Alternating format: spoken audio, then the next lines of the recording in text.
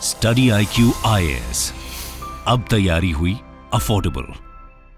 दोस्तों, साल 2024 का साल शुरू होने के पहले ही हम सबके फ्यूचर प्रेडिक्शंस और प्रोजेक्शंस शुरू हो गए थे, जहां हर कोई नए साल के मौके पर अपने आप से अलग अलग तरीके के रेजोल्यूशंस लेते दिखाई दे रहा था। जैसे कि इस साल तो हम हेल्दी लाइफस्टाइल चुनेंगे, रोजाना जिम जाएंगे, या इस साल तो हम यूपीएससी क्रैक करके ही दिखाएंगे, या फिर ये कि इस साल अपनी ड्रीम बाइक या कार लेकर दोस्तों के साथ गोवा या लद्दाख की सैर करेंगे। अब आप अपने नए साल के इन सभी रेजोल्यूशंस पर कितने खरे उतरते हैं, ये तो आपकी विल पावर पर ही डिपेंड करता है। लेकिन अगर हमारे प्यारे देश भारत की बात करें तो साल 2024 का साल उसके लिए भी काफी खास दिखाई दे रहा है, जहां इस साल के शुरू होते ही भारत को लेकर के भी तरह तरह के प्रेडिक्शंस और मैनिफेस्टेशन सामने आते देखे जा सकते हैं। देखा जाए तो भारत के लिए साल 2024 का साल इसलिए भी इम्पोर्टेंट है क्योंकि इस साल के मिड में दुनिया के सबसे बड़े लोकतंत्र के लिए भारत की जनता यूनियन इलेक्शंस में अपनी नई सरकार चुनेगी। ऐसे में नए साल के कुछ रेजोल्यूशंस हमारे देश के भी हैं, जिन्हें पूरा करने का लक्ष्य हम सब मिलकर कंप्लीट करेंगे। दोस्तों, आज के अपने इस वीडियो में हम साल 2024 के भारत से जुड़े कुछ प्रेडिक्शंस और रेजोल्यूशंस को समझने की कोशिश करेंगे। साथ ही ये अनुमान लगाने की कोशिश करेंगे कि इस साल का भारत कैसा होगा, और आखिर में जानेंगे इस साल भारत के प्रगति पथ पर कौन कौन से नए माइलस्टोन्स उसका इंतजार कर रहे हैं। ये topic UPSC mains GS paper 3 के इंडियन इकोनॉमी और साइंस एंड टेक्नोलॉजी से रिलेटेड सेक्शन के लिए इम्पोर्टेंट है। आपको इससे रिलेटेड एक मेंस प्रैक्टिस क्वेश्चन इस वीडियो के एंड में मिल जाएगा। स्वागत है आप सभी का स्टडी IQ में। अनुराग पांडे नाम है हमारा, और ऐसी तमाम लेटेस्ट वीडियोस के अपडेट के लिए आप मेरे सोशल मीडिया हैंडल से जुड़ सकते हैं, या वीडियो के कमेंट बॉक्स में दिए गए लिंक पर क्लिक करके भी आप वीडियोस को एंजॉय कर सकते हैं। दोस्तों, अगर हम साल 2023 की बात करें तो जहां एक और सारी दुनिया Russia Ukraine war, Israel Palestine conflict, high US interest rates, rising trade barriers और यूएस के कोलैप्सिंग बैंकिंग सिस्टम के बीच कुछ थमसी गई थी, वहीं इंडियन इकोनॉमी अपने रेजिलियंस और स्ट्रॉन्ग कोर वैल्यूज के दम पर दुनिया के सभी मेजर इकोनॉमीज के बीच फास्टेस्ट ग्रोइंग इकोनॉमी बना रहा। यही वजह है कि IMF के मुताबिक अकेले भारत ने साल 2023 में ग्लोबल ग्रोथ को 16% कंट्रीब्यूट किया है। दोस्तों, खुद UN ने ये बात मानी है कि साल 2024 में भी भारत दुनिया की फास्टेस्ट ग्रोइंग इकोनॉमी बना रहेगा। भारत के लिए कुछ ऐसी प्रोजेक्शंस फिच रेटिंग एजेंसी के भी हैं। हालांकि भारत के लिए अपने राइजिंग इन्फ्लेशन यानी कि महंगाई दर को कंट्रोल करना एक टेढ़ी खीर साबित हो रहा है, लेकिन इसको लेकर के भी RBI का अनुमान है कि साल 2024 के फर्स्ट क्वार्टर में भारत अपने इन्फ्लेशन को 5% से नीचे लाने में कामयाब हो जाएगा। ऐसे में भारत के लिए ऐसे प्रोजेक्शंस को देखते हुए भारत के union commerce minister Piyush Goyal इस बात पर विश्वास जता रहे हैं कि अपकमिंग यूनियन इलेक्शंस के पहले भारतीय अर्थव्यवस्था $4 ट्रिलियन के मार्क को क्रॉस कर देगी। वहीं से पहले इंटरनेशनल मॉनेटरी फंड ऑलरेडी ये बात प्रेडिक्ट कर चुका है। साल 2025 तक भारत दुनिया की 4th लार्जेस्ट इकोनॉमी और 2027 तक $5.4 ट्रिलियन के साथ दुनिया की 3rd लार्जेस्ट इकोनॉमी भी बन के उभरेगा। दोस्तों, अगर इस तरीके से हम इंडियन फॉरेक्स रिजर्व्स की बात करें तो कोविड क्राइसिस का भार झेलने के बाद और इंटरनेशनल मार्केट के उतार चढ़ाव के बीच भारत के रिजर्व्स आज बेहद स्ट्रॉन्ग दिखाई दे रहे हैं, जहां वो अब तक के सबसे ज्यादा यानी कि $650 बिलियन के मार्क की ओर तेजी से बढ़ता देखा जा रहा है, जिसको देखकर ये प्रेडिक्ट किया जा रहा है कि इतना फॉरेक्स रिजर्व अगले 5 से 6 साल तक भारतीय करेंसी को स्ट्रॉन्ग रखने के लिए काफी है। देखा जाए तो भारत के लिए प्रोजेक्शंस इसलिए भी सही मालूम होते हैं क्योंकि वर्ल्ड मार्केट की एडवर्स कंडीशन के बीच भी इंडियन स्टॉक मार्केट्स और इकोनॉमी में इन्वेस्टमेंट्स में बढ़ोतरी के अनुमान लगाए जा रहे हैं, जहां साल 2024 में भारत को एक प्रेफर्ड इन्वेस्टमेंट डेस्टिनेशन माना जा रहा है, जहां खासतौर पर ग्लोबल सप्लाई चेन और मैन्युफैक्चरिंग इंडस्ट्री का चाइना से मोह भंग होने के बाद भारत को ही China+1 की स्ट्रेटजी का प्रोमिनेंट प्लेयर माना जा रहा है। यह हम आपको बता दें कि China+1 स्ट्रेटजी का मतलब उस प्लान से है जहां ग्लोबल मैन्युफैक्चरर्स अपने प्रोडक्शन के लिए केवल चाइना पर डिपेंड रहने के बजाय अपने बिजनेस इन्वेस्टमेंट्स और सप्लाई चेन को डाइवर्सिफाई करना चाहते हैं, जिससे किसी भी तरीके के राइज को अवॉइड किया जा सके। ऐसे में भारत को उम्मीद है कि अपनी एप्रोप्रिएट गवर्नमेंट पॉलिसीज और एबल्ड वर्कफोर्स के दम पर भारत आने वाले साल में इन सभी कंपनीज को अपने यहाँ पर अट्रैक्ट कर पाएगा।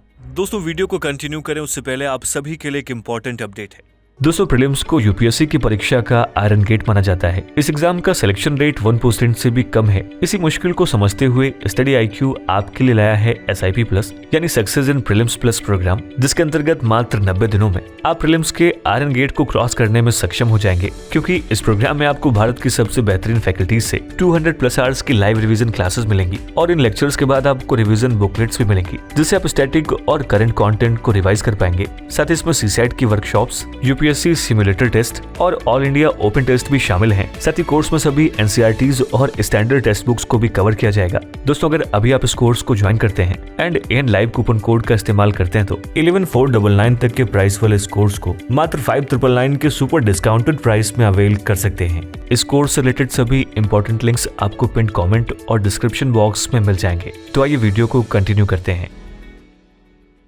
दोस्तों इसी तरीके से शेयर मार्केट के गुरुज का कहना है कि साल 2024 में निफ्टी 50,24,000 के आंकड़े को क्रॉस कर जाएगा। लेकिन फिर भी अक्सर ये बात होती है कि भारत में पर कैपिटा इनकम के बढ़ने की ग्रोथ कुछ धीमी है। लेकिन अगर हम रिसेंट रिपोर्ट्स पर नजर डालें तो हम पाएंगे कि स्टैंडर्ड चार्टर्ड बैंक की एक रिपोर्ट के मुताबिक साल 2030 की भारत की पर कैपिटा इनकम आज के $2,450 के आंकड़े से बढ़कर $4,000 के आंकड़े को पार कर जाएगी। जबकि एसबीआई रिसर्च का दावा यह है कि अगले 25 सालों में पर कैपिटा इनकम 7.5 गुना बढ़ जाएगी।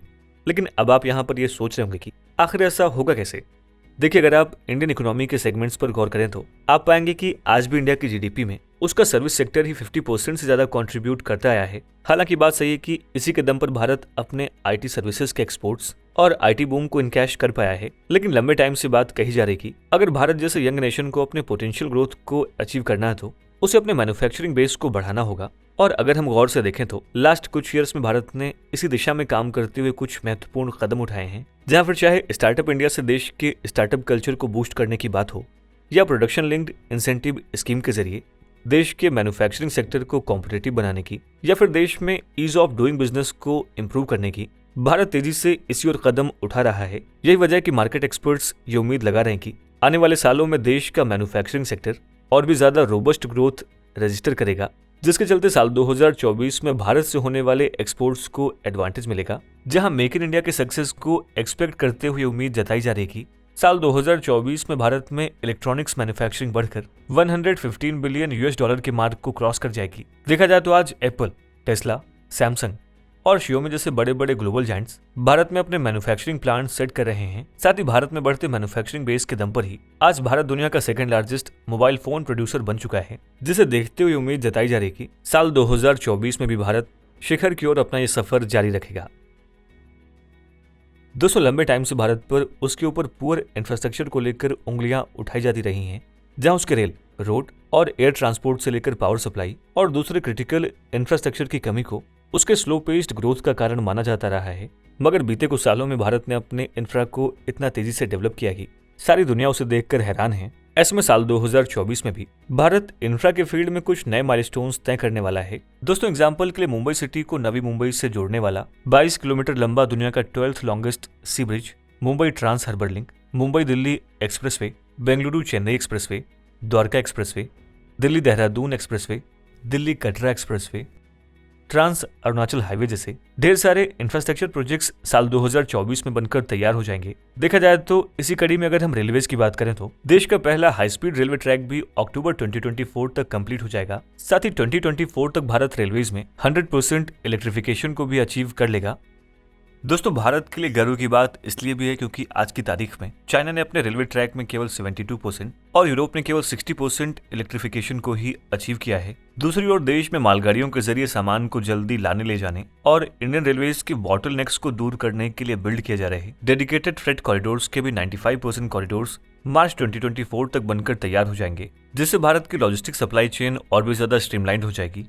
देखा जाए तो इसी कड़ी में पीएमओ भी सभी मिनिस्ट्रीज को आदेश ऑलरेडी जारी कर चुके हैं कि देश के सभी पेंडिंग इंफ्रास्ट्रक्चर प्रोजेक्ट्स को साल 2024 के शुरुआत तक कंप्लीट कर दिया जाए। इन परियोजनाओं को देखकर भारत के star performer road and transport minister यानी कि नितिन गडकरी जी का दावा सही साबित होता दिखाई देता है, जहां उन्होंने बीते साल ये दावा किया था कि साल 2024 के अंत तक भारत का इंफ्रास्ट्रक्चर यूएसए को मैच करेगा। जबकि अगर हम मिनिस्ट्री ऑफ पोर्ट्स की बात करें तो साल 2024 में गवर्नमेंट के 22,900 करोड़ के 44 पोर्ट प्रोजेक्ट्स उसकी पाइपलाइन में हैं, जिसमें मुंबई के पास डेवलप हो रहा वधावन पोर्ट और केरला में मौजूद विझिंजम पोर्ट प्रमुख हैं। जिसके बाद ये उम्मीद जताई जा रही कि साल 2024 में भारत के पोर्ट्स की कार्गो हैंडलिंग कैपेसिटी कई गुना बढ़ जाएगी।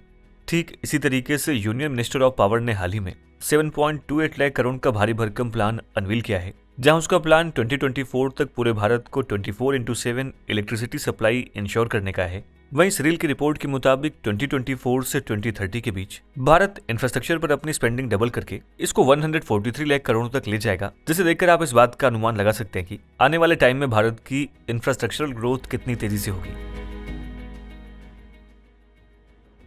दोस्तों, इसमें कोई दो राय नहीं कि आने वाला टाइम पूरे तरीके से उसी की मुट्ठी में होगा जो साइंस और टेक्नोलॉजी के फील्ड में सबसे आगे होगा। अगर हम 2023 को देखें तो हम ये पाएंगे कि भारत ने इस साल चंद्रयान 3 और आदित्य L1 के रूप में स्पेस टेक्नोलॉजी में अपना डंका बजाया है। वहीं गवर्नमेंट की ओर से भारत में डिजिटल इंफ्रास्ट्रक्चर के डेवलपमेंट में लाई गई तेजी और वर्ल्ड में फास्टेस्ट 5G नेटवर्क को रोल आउट करके भारत ने देश भर में डिजिटल एडॉप्शन को सुनिश्चित कर लिया है। ऐसे में साल 2024 भारत के लिए बेहद ही खास होने वाला है।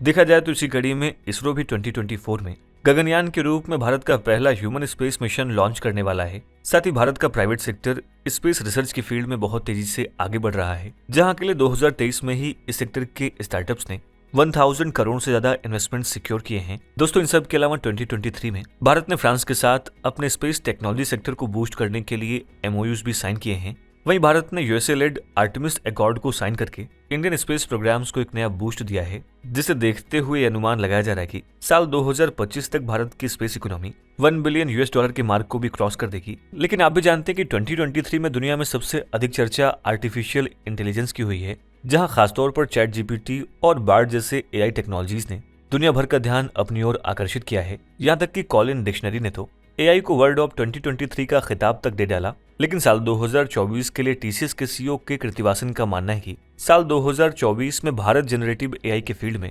दुनिया का न्यूक्लियस बन के उभरेगा, जहां इंडियन एंटरप्राइजेस 2024 में AI के फील्ड में अपनी स्पेंडिंग को 68% तक बढ़ाने जा रही हैं। ठीक इसी तरीके से रिलायंस और IIT बॉम्बे के सहयोग से डेवलप हो रहा भारत GDP और मेडटेक सेक्टर की ग्रोथ में सुनिश्चित करेगा कि भारत में इनोवेशंस का दौर उसी तरीके से जारी रहे जैसा कि साल 2023 में रहा था। और ऐसा इसलिए भी होगा क्योंकि इंडियन गवर्नमेंट जल्द ही डिजिटल इंडिया की तर्ज पर इंडिया AI प्रोग्राम लॉन्च करने जा रही है। दोस्तों, भारत में बढ़ते इनोवेशंस का अंदाजा आप इसी बात से लगा सकते हैं कि साल 2015 में ग्लोबल इनोवेशन इंडेक्स में 81st रैंक पर रहने वाला भारत साल 2023 में 40th रैंक पर पहुंच चुका है। देखा जाए तो ये इसी इनोवेशन का नतीजा है कि आज भारत में 1 लाख से ज्यादा स्टार्टअप्स मौजूद हैं, जिनमें से 100 से ज्यादा स्टार्टअप्स तो यूनिकॉर्न हैं, यानी इनका वैल्यूएशन $1 बिलियन से भी ज्यादा है। जबकि एक्सपर्ट्स का मानना है कि अकेले 2024 में ही भारत इस लिस्ट में 100 और यूनिकॉर्न्स ऐड कर सकता है।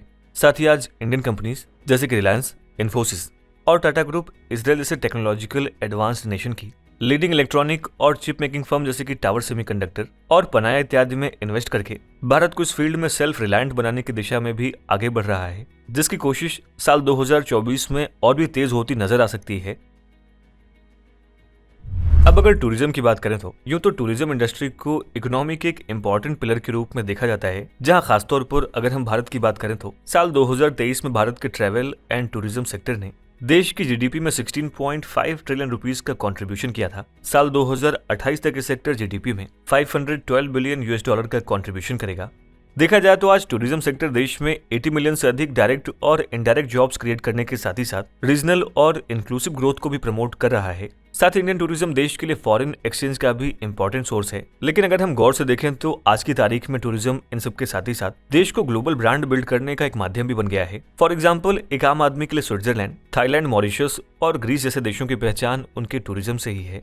इन सब के अलावा हाल ही में PM मोदी द्वारा की गई लक्षद्वीप की ब्रांडिंग का डिप्लोमेटिक इफेक्ट हमें इंस्टेंट और साफ साफ देखने को मिला है। ऐसे में 2024 में भारत को अपने इसी टूरिज्म पोटेंशियल को बढ़ावा देना होगा। दोस्तों, इंडिया की डाइवर्स ज्योग्राफी की वजह से यहाँ पर हर तरह के टूरिस्ट अट्रैक्शंस मौजूद हैं। आज भारत के 12 beaches internationally acclaimed blue flag beaches की कैटेगरी में आते हैं, जो टैग दुनिया के क्लीनेस्ट बीचेस को दिया जाता है। साथ ही आज भारत ने जिस तरीके से अपने हिल स्टेशन को रोड, रेल और एयरवेज के साथ जोड़ा है, और यही वजह कि बीते साल अक्टूबर तक 7.24 मिलियन फॉरेन टूरिस्ट भारत आए, जबकि साल 2024 में आंकड़ा 13 मिलियन से ज्यादा रहने की उम्मीद है। और इसी तरीके से उम्मीद जताई जा रही है कि साल 2024 में भारतीय टूरिज्म पर 40% ज्यादा खर्च करेंगे। ऐसे में इनबाउंड फॉरेनर्स के साथ ही साथ भारत के इंटरनल टूरिज्म को भी बढ़ावा मिलेगा।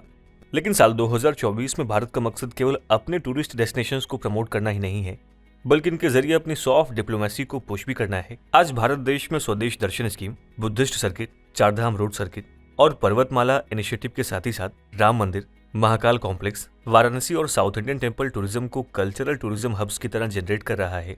देखा जाए तो इससे आने वाले टाइम में न केवल भारत में होने वाला टूरिज्म और भी ज्यादा तेजी से बढ़ेगा, बल्कि इससे भारत की कल्चरल आइडेंटिटी और ब्रांड बिल्डिंग को भी एक नया पुश मिलेगा, जहां भारत को अपनी संस्कृति को आगे बढ़ावा देने और सारी दुनिया में उसका प्रसार करने का मौका मिलेगा। हालांकि आज भी भारत ट्रैवल डेवलपमेंट इंडेक्स में 54th रैंक पर है, मगर आने वाले सालों में जैसे जैसे भारत का इंफ्रास्ट्रक्चरल डेवलपमेंट होगा वैसे उसका टूरिज्म अट्रैक्शन भी बढ़ता चला जाएगा।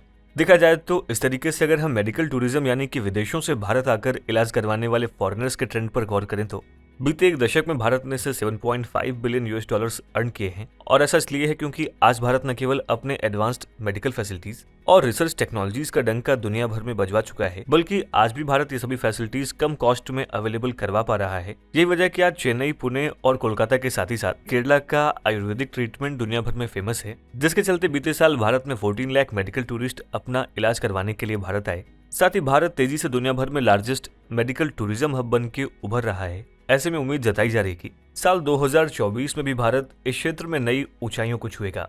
दोस्तों, साल 2023 का साल ग्लोबल स्टेबिलिटी के लिहाज से बेहद ही संवेदनशील रहा है, जहां रशिया यूक्रेन युद्ध की वजह से दो कैंप्स में बढ़ चुके ग्लोबल पावर्स के सामने इसराइल और हमास के विवाद के रूप में एक नया विवाद खड़ा हो गया। मगर इन सब के बीच जो एक बात हर किसी ने नोट की वो ये थी कि भारत इन दोनों ही इश्यूज के बीच अपनी इंडिपेंडेंट और सॉवरेन डिप्लोमेटिक पॉलिसी को फॉलो करता रहा, जहां ना तो वो किसी कैंप के दबाव में आया और ना ही उसने इंडिया फर्स्ट की अपनी पॉलिसी छोड़ी। और दोस्तों, ये सब इसलिए हो पाया क्योंकि आज भारत डिप्लोमेटिकली एक स्ट्रांग पोजीशन में खड़ा है। मगर इस साल भारत के सामने उसके 3 इंपॉर्टेंट पड़ोसी यानी कि बांग्लादेश, पाकिस्तान और श्रीलंका भी इलेक्शंस में उतरेंगे और बीते कुछ टाइम से ये तीनों ही पड़ोसी भारी उठापटक से जूझ रहे हैं। ऐसे में भारत के आसपास की स्थिरता को सुनिश्चित करने के लिए साल 2024 का साल बेहद ही अहम है। साल 2024 में ही यूएस, जापान और ऑस्ट्रेलिया के राष्ट्राध्यक्ष भी भारत आने वाले हैं, जहां भारत इनके साथ मिलकर क्वाड समिट 2024 को होस्ट करने जा रहा है। दोस्तों, इन सब के अलावा पहली बार Bharat UNESCO world heritage committee summit को भी होस्ट करने जा रहा है। ऐसे में उम्मीद जताई जा रही कि साल 2024 में दुनिया में भारत का स्टेटस और भी ज्यादा स्ट्रांग होगा। वहीं अगर हम इंडियन डिफेंस की बात करें तो आज भारत दुनिया के 5 ग्लोबल मिलिट्री पावर्स में से एक है। साथ ही भारत अपने मिलिट्री नीड्स के लिए भी बहुत तेजी से सेल्फ डिपेंडेंस की ओर बढ़ रहा है, जिसको लेकर सरकार ने तैयारी बीते साल ही शुरू कर दी थी, जब उन्होंने साल 2024-25 तक भारत के डिफेंस मैन्युफैक्चरिंग को 1.75 लाख करोड़ तक ले जाने का टारगेट फिक्स किया था। यहाँ तक कि फाइनेंस मिनिस्टर का यह दावा है कि फाइनेंशियल ईयर 2024 में भारत 2.88 बिलियन US डॉलर का डिफेंस एक्सपोर्ट भी करेगा। दोस्तों, जैसे हमारे न्यू ईयर रेजोल्यूशंस को पूरा करने में हमारी विल पावर बहुत ही अहम रोल प्ले करती है, वैसे ही भारत के प्रेडिक्शंस और रेजोल्यूशंस को रियलिटी में तब्दील करने के लिए हम सब भारतीयों को एक दृढ़ इच्छा शक्ति के साथ आगे बढ़ना होगा। और ऐसा इसलिए है क्योंकि जब 1.4 अरब भारतीय मिलकर अपने कदम आगे बढ़ाएंगे तभी कहीं जाकर हमारा देश उस बुलंदी पर पहुंच पाएगा जिसका निश्चय हम सबके मन में है। और उम्मीद है कि साल 2024 ही वो साल होगा जब हर क्षेत्र में भारत अपना परचम सारी दुनिया पर लहराएगा। दोस्तों, आपकी इस पर राय क्या है? हमें इस वीडियो के कमेंट सेक्शन में जरूर लिखें। और यह है आज का हमारा मेंस प्रैक्टिस क्वेश्चन।